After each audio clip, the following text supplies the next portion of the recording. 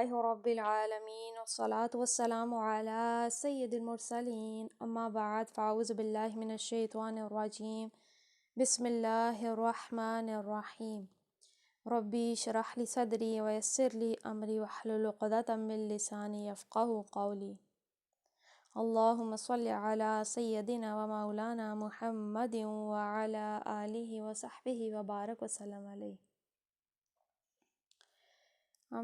آج ہم جو حدیث پڑھیں گے وہ ہے کتاب دل کو نرم کرنے والی باتوں کے بیان میں صحیح بخاری سے، اور اس کا باب ہم پڑھیں گے حشر کی کیفیت کے بیان میں، یعنی حشر کہتے ہیں قیامت کے دن کو، قیامت کے دن انسان کا کیا حال ہوگا اس کے بیان میں ہے۔ ابو ہریرہ رضی اللہ تعالیٰ عنہ نے بیان کیا کہ نبی کریم صلی اللہ تعالیٰ علیہ وآلہ وسلم نے فرمایا، لوگوں کا حشر 3 فرقوں میں ہوگا۔ ایک فرقے والے لوگ رغبت کرنے والے نیز ڈرنے والے ہوں گے۔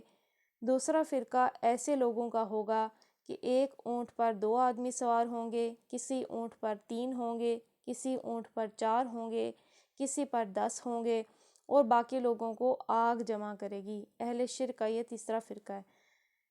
تو تیسرے فرقے کے بارے میں کیا بتایا جا رہا ہے؟ جب وہ قیلولہ کریں گے تو آگ بھی ان کے ساتھ ٹھہری ہوگی، جب وہ رات گزاریں گے تو آگ بھی ان کے ساتھ وہیں ٹھہری ہوگی، جب وہ صبح کریں گے تو آگ بھی صبح وہاں موجود ہوگی، اور جب وہ شام کریں گے تو آگ بھی شام کے وقت ان کے ساتھ موجود ہوگی۔ یعنی 3 طرح کے گروہ ہیں۔ ایک وہ گروہ جو ڈر گیا، جو اللہ سے ڈرنے والے، تقویٰ رکھنے والے، نیک پرہیزگار لوگ، اس میں تمام نیک و صالحین جو ہے انبیاء اور صحابہ، اور اس میں جو ہے تمام اولیاء آ جاتے ہیں، اور جو بھی لوگوں میں سے ڈر رکھنے والے ہیں، جو اللہ کے بندے ہیں، وہ آتے ہیں۔ دوسرا فرقے میں یہ ہے کہ وہ ان میں کچھ کمزوری تھی، لیکن یہ ہے کہ ان کو بھی سواری دی جائے گی قیامت کے دن۔ ایک اونٹ ہوگا، جیسے بتایا جا رہا ہے کہ کئیوں پہ 2 3 لوگ، 10 لوگ سواری کر رہے ہوں گے، لیکن یہ کہ ان کو پھر بھی آسانی ہوگی کم از کم۔ لیکن جو تیسرا فرقہ ہے وہ سب سے زیادہ برا فرقہ ہے کہ ان کو جو ہے آگ، ابھی قیامت کا عذاب کے بعد جو جہنم کا عذاب ہے اس سے پہلے ہی آگ ان کے ساتھ ہوگی۔ وہ صبح کریں گے، شام کریں گے، آگ ان کے ساتھ ساتھ ہوگی۔ آگے پڑھتے ہیں۔ ہم سے انس بن مالک رضی اللہ تعالیٰ عنہ نے بیان کیا کہ ایک صحابی نے کہا، اے اللہ کے نبی، قیامت میں کافروں کو ان کے چہرے کے بل کس طرح حشر کیا جائے گا؟ نبی کریم صلی اللہ تعالیٰ علیہ وآلہ وسلم نے فرمایا کہ وہ ذات جس نے انہیں دنیا میں 2 پاؤں پر چلایا، اس پر قدرت نہیں کہ قیامت کے دن انہیں چہرے کے بل جلا دے؟ قتادہ رضی اللہ تعالیٰ عنہ نے کہا کہ ضرور ہے، ہمارے رب کی عزت کی قسم، بے شک وہ منہ کے بل چلا سکتا ہے۔ یعنی اب اللہ دیکھیے کہ یہ اللہ کی قدرت ہے کہ وہ ہمیں ٹانگوں پہ چلاتا ہے، کسی کو 4 ٹانگوں پہ، کسی کو 6 پہ، اور جیسے ہوتے ہیں اور جانور، چونٹیاں ہو گئی، کیڑے مکوڑے، ان کی بہت ساری ٹانگیں ہوتی ہیں۔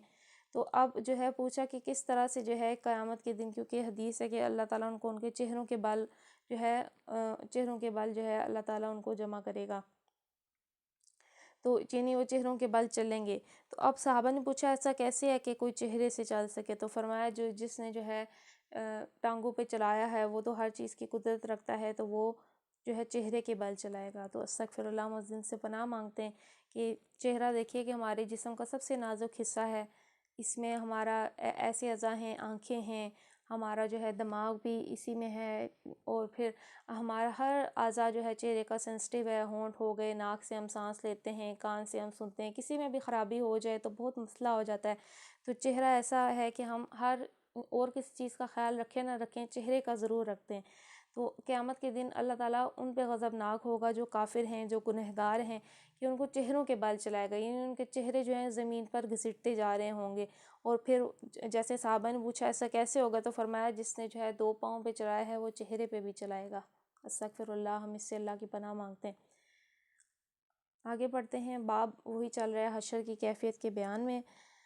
ہم نے ابن عباس رضی اللہ تعالیٰ عنہما سے سنا کہ انہوں نے نبی کریم صلی اللہ تعالیٰ علیہ وآلہ وسلم سے سنا، آپ صلی اللہ تعالیٰ علیہ وسلم نے فرمایا، تم اللہ سے قیامت کے دن ننگے پاؤں، ننگے بدن اور پیدل چل کر بن ختنہ ملو گے۔ سفیان نے کہا کہ یہ حدیث ان 9 یا 10 حدیثوں میں سے ہے جن کے متعلق ہم سمجھتے ہیں کہ ابن عباس رضی اللہ تعالیٰ عنہما نے خود ان کو نبی کریم سے سنا ہے۔ تو کیا سنا ہے کہ قیامت کے دن ننگے پاؤں ہوں گے، ننگے بدن ہوں گے، یعنی نہ پاؤں کے نیچے جوتی ہوگی، نہ جسم پہ کپڑا ہوگا، اور پیدل چل کر جو ہے جائیں گے، اللہ سے ملاقات کریں گے، اور اس میں جو ہے جو مرد ہیں یعنی وہ بن ختنہ ہوں گے، یعنی بالکل ویسے جیسے وہ پیدائش کے وقت تھے ویسے ہوں گے۔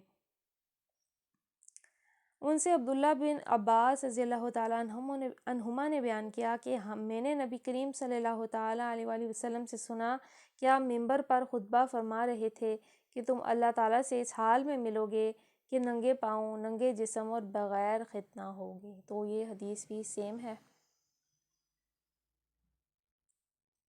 آگے پڑھتے ہیں۔ ان سے ابن عباس رضی اللہ تعالیٰ عنہما نے بیان کیا کہ نبی کریم صلی اللہ تعالیٰ علیہ وسلم ہمیں خطبہ دینے کے لیے کھڑے ہوئے اور فرمایا، تم لوگ قیامت کے دن اس حال میں جمع کیے جاؤ گے کہ ننگے پاؤں اور ننگے جسم ہوگے، جیسا کہ اللہ تعالیٰ نے فرمایا کہ جس طرح ہم نے شروع میں پیدا کیا تھا اسی طرح لوٹا دیں گے، اور تمام مخلوقات میں سب سے پہلے جسے کپڑا پہنایا جائے گا وہ ابراہیم علیہ السلام ہوں گے۔ میری امت کے بہت سے لوگ لائے جائیں گے جن کے اعمال نامے بائیں ہاتھ میں ہوں گے، میں اس پر کہوں گا کہ اے میرے رب، یہ تو میرے ساتھی ہیں۔ اللہ تعالیٰ فرمائے گا، تمہیں معلوم نہیں کہ انہوں نے تمہارے بعد کیا نئی نئی بدعات نکالی تھیں۔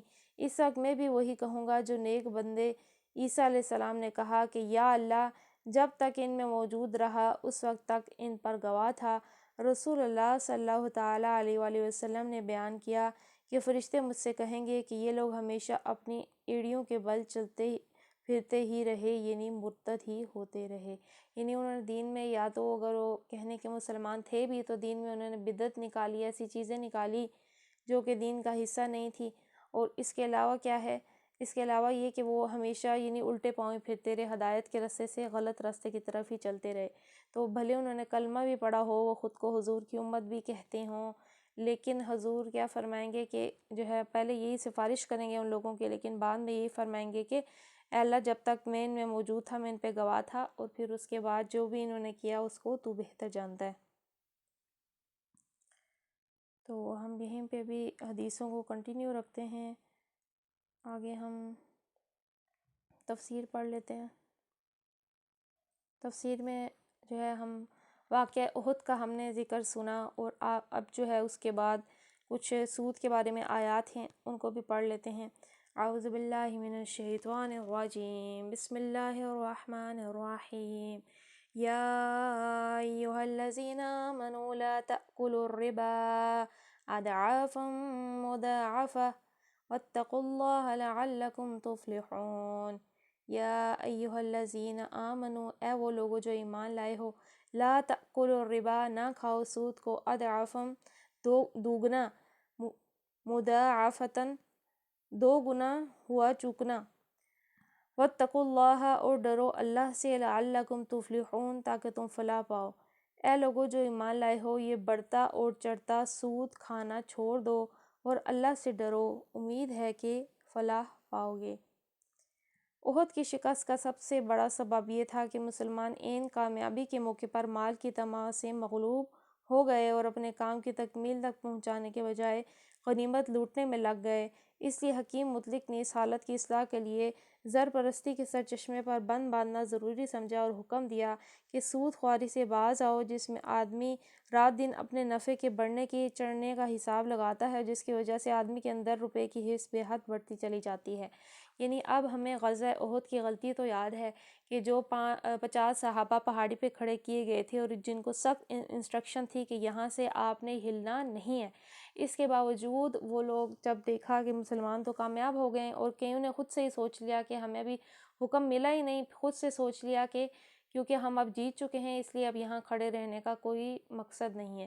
تو ان میں سے جو ہے کافی سارے آ گئے تھے اور مال غنیمت جمع کرنے لگے تھے، تو ان کے دل میں جو مال غنیمت پانے کی جو حرص تھی اس کو جو ہے یہاں کمپیئر کرنے کے لیے فوراً بعد ان آیتوں کے بعد تذکرہ کیا گیا سود کا، کہ جس طرح سے ایک سود خور ہوتا ہے اور اس کے ذہن میں یہی ہوتا ہے کہ بس میں اب منافع کھاتا رہوں، سود لیتا رہوں اور میری دولت بڑھتی رہے، اور وہ جیسے مال کا حریص ہو جاتا ہے حرام کا مال کھا کھا کر، ایسے ہی جو ہے مسلمانوں کو مثال دی گئی کہ تم نے بھی دنیا کی زندگی کو اپنی پرائیورٹی سمجھا، غنیمت جمع کرنے کے لیے تم نے جو ہے ایک بڑے احکام کو پس پوچھ ڈالا اور اپنے جو مال کی حرص تھی اور نعمت کی حرص تھی اس کو آگے رکھا۔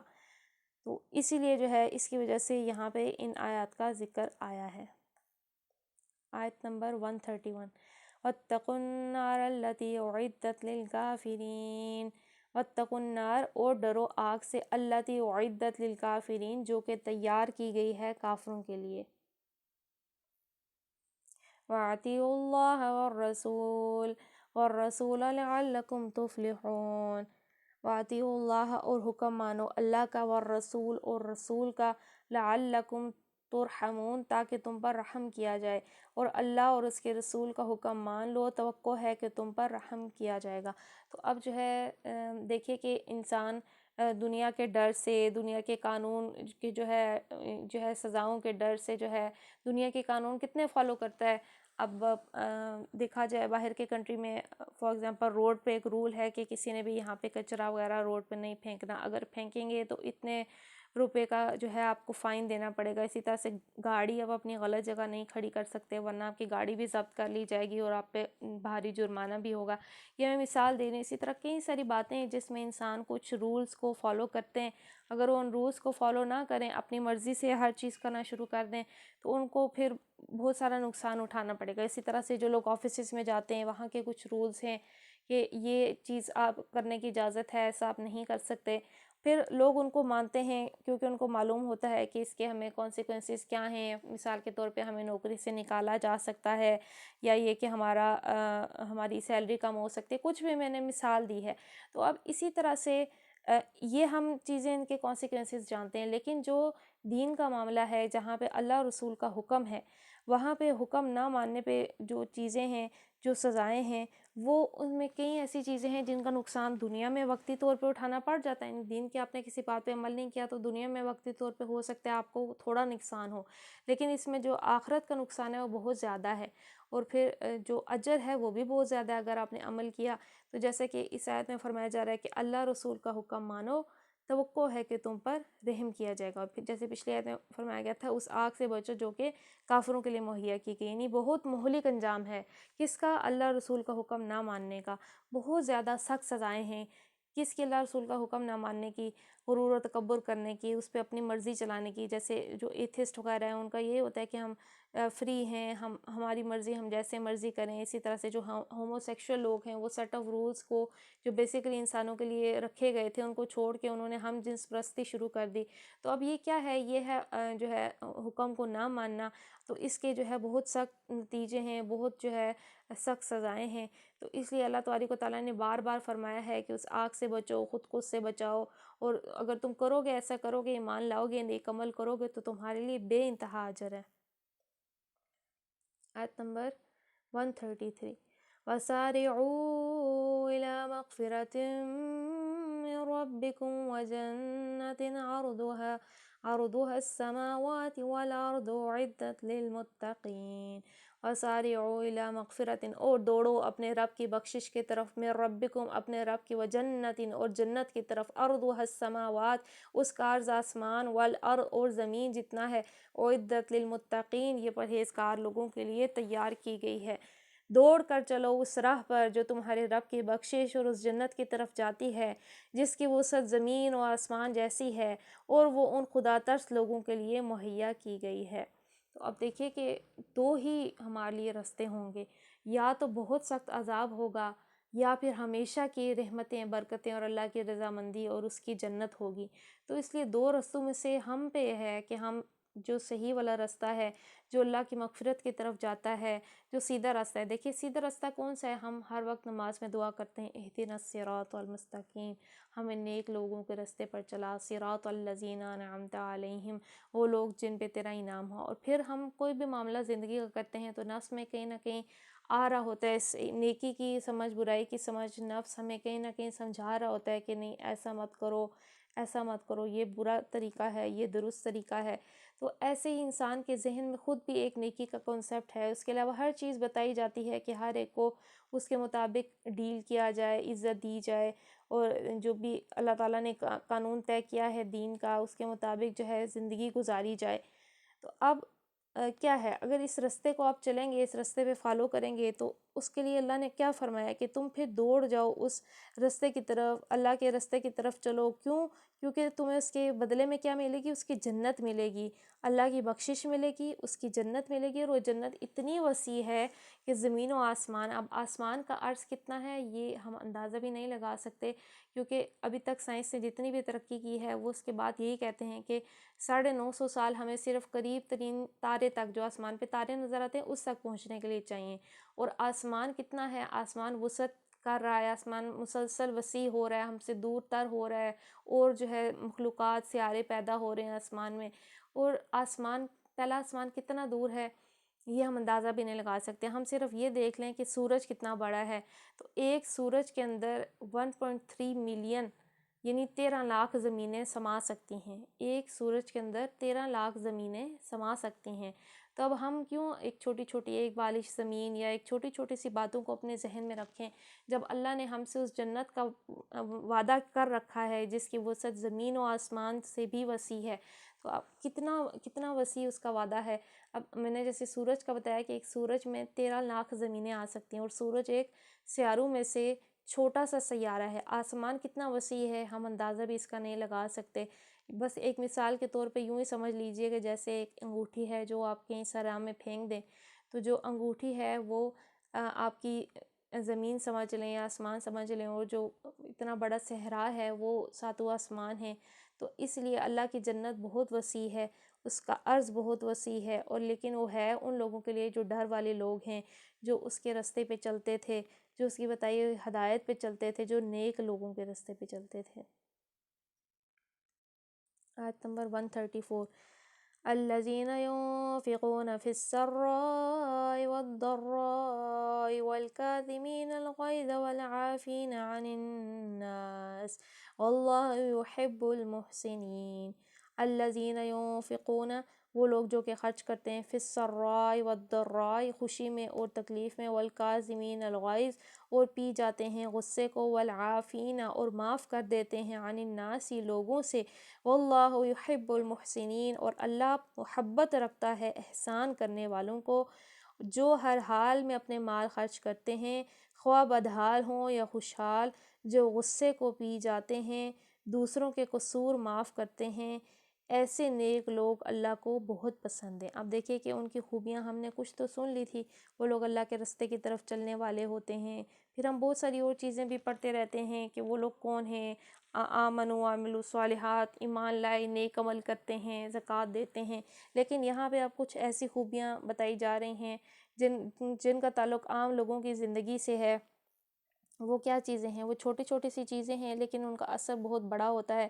کیا فرمایا؟ سب سے پہلے اپنے مال کو خرچ کرتے ہیں، اور کب خرچ کرتے ہیں؟ خوشحالی میں بھی، بدحالی میں بھی۔ دیکھیے خوشحالی میں تو کوئی بھی خرچ کر سکتا ہے، کسی کے پاس جو ہے 50 کروڑ ہیں، اس میں سے 5,000 یا 50,000 صدقہ کر دیا، کوئی بڑی بات نہیں، وہ سارا مال تھا اس کے پاس۔ لیکن وہ لوگ جو بدحال ہوں، ان کے پاس اتنے نہ بھی ہوں، پھر بھی وہ خرچ کریں اللہ کی راہ میں، تو وہ لوگ پائیں گے جنت کو۔ اس کے علاوہ کون لوگ ہیں؟ جو غصے کو پی جاتے ہیں۔ غصہ پینا ایک بہت مشکل چیز ہے، اور کیونکہ انسان کا ایک ازلی دشمن شیطان، دیکھیے ہم یہ سوچ سکتے ہیں کہ وہ ہمارا دشمن ہے یا فلانا ہمارا دشمن ہے، لیکن ہم سب کو یہ بات اپنے ذہن میں رکھنی چاہیے کہ ہمارا سب سے بڑا ازلی دشمن شیطان ہے۔ وہ انسانوں کے درمیان جو ہے غلط فہمیاں پیدا کرتا ہے۔ کئی دفعہ ایسا ہوتا ہے کہ جو لوگ ہمارے ساتھ کافی اچھے ہوتے ہیں، تو ہم اپنے غصے کی وجہ سے یا شیطان کے بہکاوے کی وجہ سے اپنے ذہن میں یہ سوچ لیتے ہیں کہ یہ لوگ بہت برے ہیں، یہ بہت نیگیٹو ہیں۔ تو اس لیے یہ غصہ ایسی چیز ہے کہ اس پہ اگر ہم خود پہ قابو رکھیں، اپنے ذہن پہ، اپنی سوچ پہ قابو رکھیں، تو ہم کئی سارے مسئلوں سے بچ سکتے ہیں۔ تو اس لیے ہمیں ہمیشہ یہ چیز ذہن میں رکھنی چاہیے کہ کوئی ہمارا اتنا بڑا دشمن نہیں ہو سکتا جتنا بڑا دشمن ہمارا شیطان ہے، جو کہ غصے کی طرف انسان کو بھڑکاتا ہے۔ تو اس لیے ہمیں ان لوگوں میں سے ہونا چاہیے جو غصے کو پینے والے ہیں، کیونکہ وہی لوگ محسنین ہیں، وہی لوگ ہیں جو کہ احسان کرنے والے ہیں، وہی لوگ ہیں جو کہ متقین ہیں، جو اللہ کی جنت کو پائیں گے۔ تو جب ایک اتنا آسان سودا ہے کہ وقتی طور پہ آپ اپنے غصے کو پی لیں اور اللہ کی جنت آپ ہمیشہ کے لیے، انٹرنیٹ ایشو ہو گیا ہے کچھ۔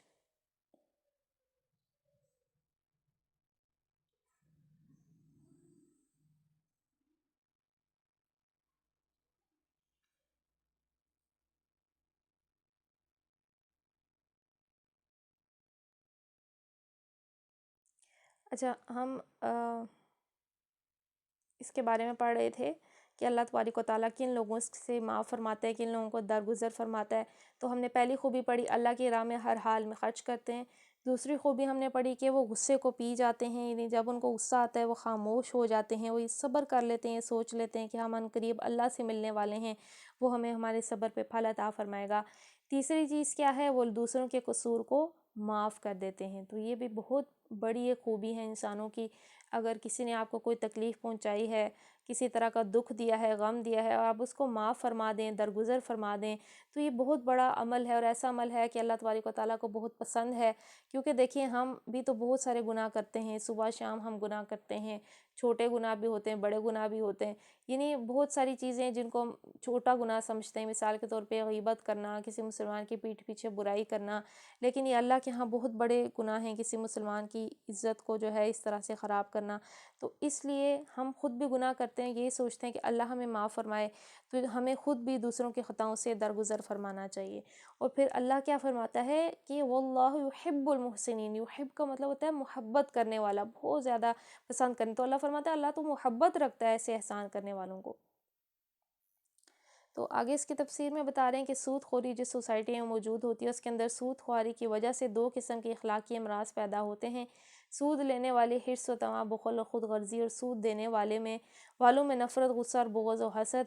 احد کی شکست میں ان دونوں قسم کی بیماریوں کا کچھ نہ کچھ حصہ شامل تھا۔ اللہ تعالیٰ مسلمانوں کو بتاتا ہے کہ سود خواری سے فریقین میں جو اخلاقی اوصاف پیدا ہوتے ہیں، ان کے بالکل برعکس انفاق فی سبیل اللہ سے یہ دوسری قسم کے اوصاف پیدا ہوا کرتے ہیں، اور اللہ کی بخشش اور اس کی جنت اس دوسری قسم کے اوصاف سے حاصل ہو سکتی ہے، نہ کہ پہلی قسم کے اوصاف سے۔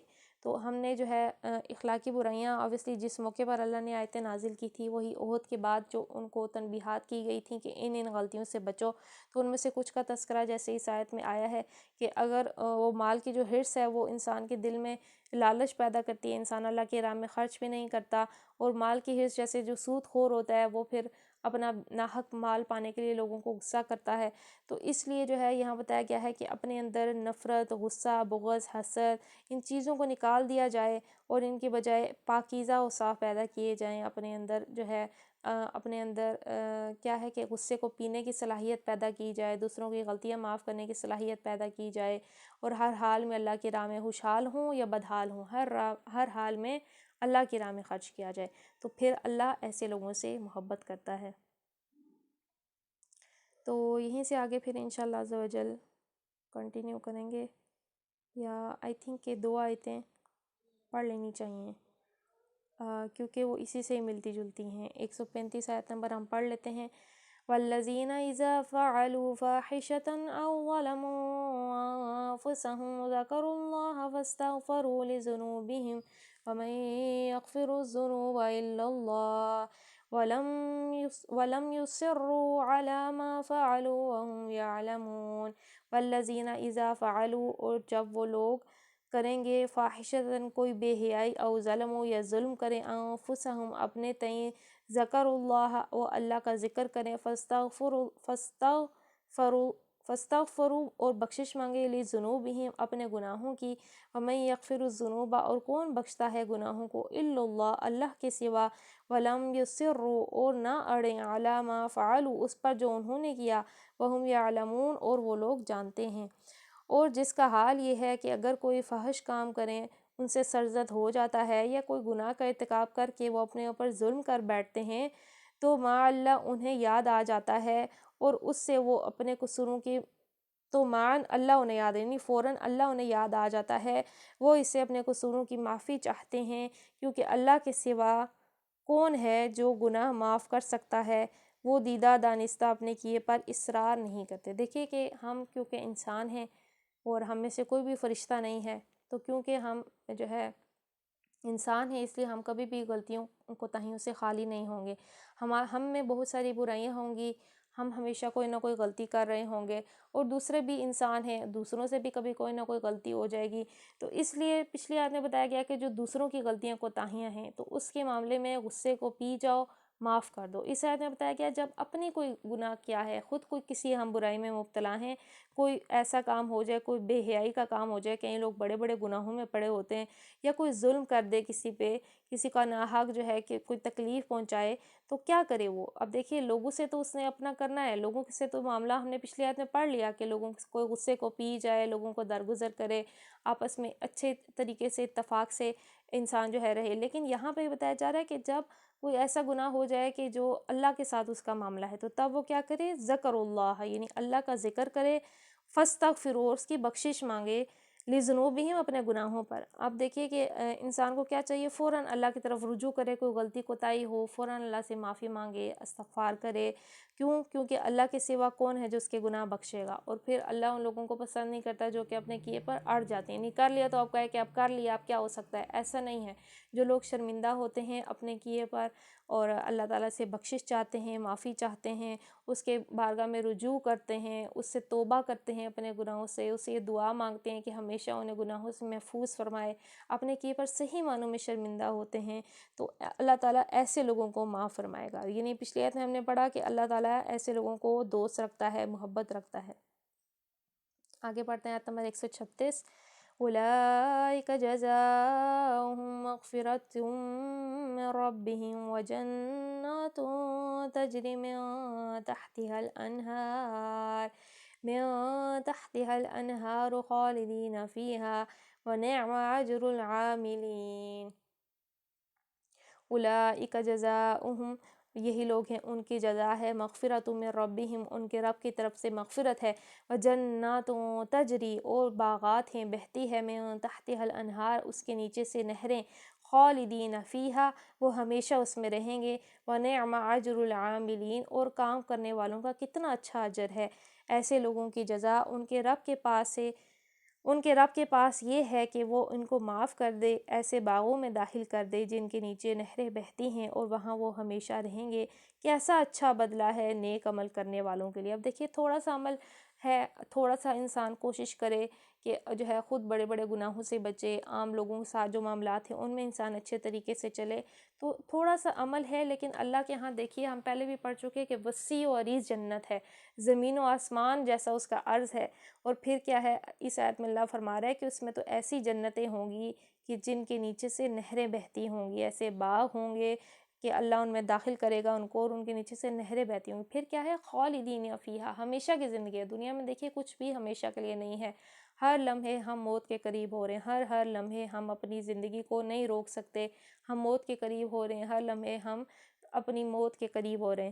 تو اب کیا ہے کہ انسان جو ہے اس دنیا میں وقتی طور پہ ہے، ایک امتحان کے طور پہ آیا ہوا ہے، لیکن آگے کی زندگی ہمیشہ کی ہے، اور دو ہی انجام ہیں، یا تو آگ ہے جو ہمیشہ ہمیشہ کی ہے، ہو سکتا ہے اللہ کسی چھوٹے سے گناہ پر پکڑ لے، اور یہ بھی ہو سکتا ہے کسی چھوٹی سی بات پر بخش دے، تو اللہ ہے وہ جیسا چاہتا ہے کرتا ہے۔ تو اس لیے انسان کو کیا کرنا چاہیے؟ جیسے ہم نے پچھلی آیت میں پڑھا کہ کوئی گناہ ہو جائے تو اس پر اڑ نہیں جانا چاہیے، اس پر اللہ سے معافی مانگنی چاہیے، اللہ سے دعا کرنا چاہیے ہماری غلطیوں کو معاف فرمائے، ہمیں آئندہ ان گناہوں سے محفوظ فرمائے۔ اور لوگوں سے کوئی معاملہ ہو جائے تو کیا کرنا چاہیے؟ غصے کو پی جائے، معاف فرمائے۔ اور پھر کیا ہے؟ اللہ فرما رہا ہے یہی لوگ ہیں جن کو وہ جنتیں عطا فرمائے گا، ایسی جنتیں جن کے نیچے سے نہریں بہتی ہیں، اور وہ ہمیشہ ہمیشہ اس میں رہیں گے۔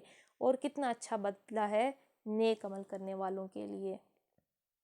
تو اللہ سے دعا کرتے ہیں ہمیں بھی ایسے نیک عمل کرنے والے لوگوں میں شامل فرمائے جن کی خوبیاں اس نے یہاں بیان فرمائی ہیں، ایسے لوگوں میں شامل فرمائے جن سے وہ محبت رکھتا ہے، ایسے لوگوں میں شامل فرمائے جن سے وہ درگزر فرمائے گا، جن کو وہ اپنی جنتوں میں داخل فرمائے گا، جن سے وہ راضی ہوگا، جن کو وہ اپنا دیدار عطا فرمائے گا، جو اس کے رستے پر چلنے والے ہوں گے۔ اور اللہ سے دعا کرتے ہیں جو ہم نے حدیث مبارکہ میں پڑھا، جو بھی ہم نے قیامت کے دن کی نشانیاں پڑھی، تو ہمیں ان میں سے ان لوگوں میں شامل فرمائے جو کہ بخشے ہوئے لوگ ہوں گے، جو قیامت کے دن امن میں ہوں گے، امان میں ہوں گے، اور ہمیں جو ہے گنہگاروں کی صف میں شامل نہ فرمائے۔ آمین بجاہ النبی الامین صلی اللہ تعالیٰ علیہ وآلہ وسلم۔ الصلاۃ والسلام علیک یا رسول اللہ، الصلاۃ والسلام علیک یا حبیب اللہ، سبحانک اللہم وبحمدک لا الہ الا انت، استغفرک واتوب الیک، استغفرک واتوب الیک، استغفرک واتوب الیک۔ بسم اللہ الرحمن الرحیم، وصلی اللہ علی محمد صلی اللہ تعالیٰ علیہ وآلہ وسلم۔ السلام علیکم ورحمۃ اللہ وبرکاتہ۔